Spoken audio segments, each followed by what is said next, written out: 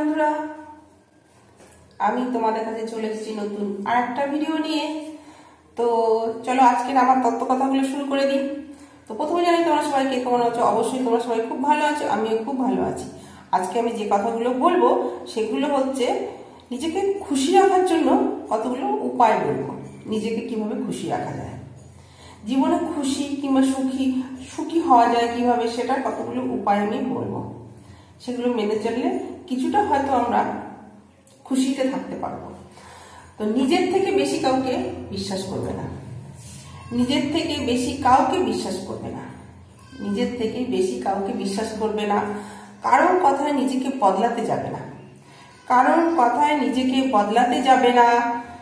যেখানে তোমার কদর নেই সেখানে তুমি যাবে না, কিংবা সেখান থেকে তুমি দূরে থাকো। যেখানে তোমার কদর নেই সেখান থেকে তুমি দূরে থাকো। অন্যের কাজে নাক গলাবে না, অন্যের কাজে নাক গলাবে না। ক্ষমা করে মনে রাখবে না, ক্ষমা করে মনে রাখবে না। হিংসা যদি থেকে থাকে হিংসাকে ঝেড়ে ফেলে দাও, হিংসাকে ঝেড়ে ফেলে দাও। আর অতীত নিয়ে কখনো ভাববে না, অতীতে যা হওয়ার হয়ে গেছে সেটা নিয়ে কখনো ভাববে না। যদি তুমি এই নিয়মগুলো, কতগুলো নিয়ম মেনে চলো, দেখবে কিছুটা অন্তত স্বস্তিতে থাকতে পারবে। পুরোটা বলবো না, কিছুটা অন্তত থাকতে পারবে।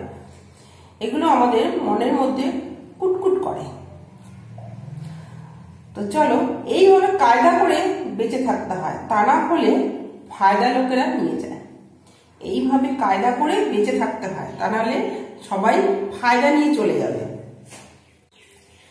জীবনে ঠকলে হয়তো অনেক কিছু বিশ্বাস নষ্ট হয়ে যায়, জীবনে ঠকলে হয়তো বিশ্বাস অনেক নষ্ট হয়ে যায়, কিন্তু সেই ঠকা থেকে তুমি অনেক কিছু শিখতে পারবে, সেই ঠকার থেকে তুমি অনেক কিছু শিখতে পারবে।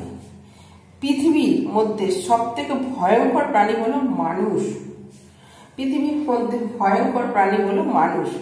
মানুষ এরা নিজের স্বার্থের জন্য সবকিছু করতে পারে, মানুষেরাই পারে নিজের স্বার্থের জন্য সবকিছু করতে।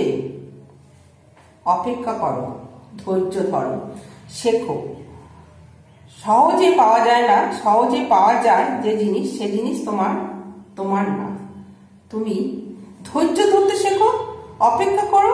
যে জিনিস দেরি হলো সেই জিনিসটা, যে জিনিসটা পাবে সেই জিনিসটা তোমার মনের মতনই হবে। তো চলো বন্ধুরা, আজকে এইটুকু বলছি। তো যদি ভালো লাগে তো অবশ্যই লাইক কমেন্ট করো।